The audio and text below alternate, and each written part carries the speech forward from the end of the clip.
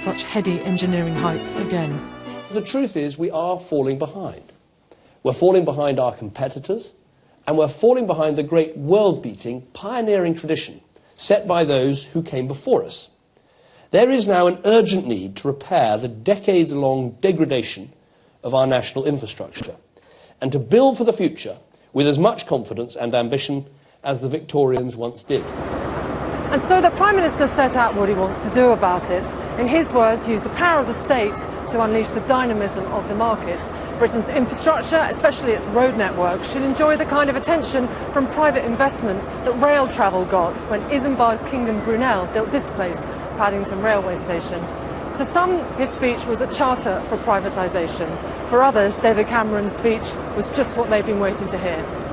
What's clear is that we'll wait forever for the infrastructure this country needs if we wait for our public finances to be in absolutely perfect condition and for us to be able to finance it all out of public spending. That's clearly not going to happen in the short term, but in the short term we've got to build up our airport capacity, we've got to improve our train network so that our trains aren't so expensive and congested, and we've got to address congestion on the roads. So what we need the government to do is to create the conditions in which private investment can be leveraged to best effect to complement the meagre resources that are available from the public purse.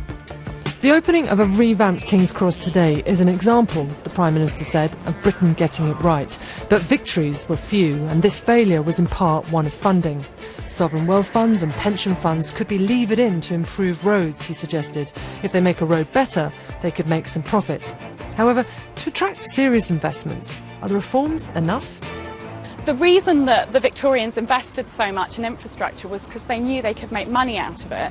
The difficulty that the Prime Minister has is that at the moment, with planning regulations as they are, it's much harder for businesses. So if you take as an example the railways, it's all very well expecting the private sector to invest in them. But when you've got the government interfering, saying things like you have to run commercially unviable routes in rural areas, it makes it very hard for companies that are trying to turn a profit. So, some think the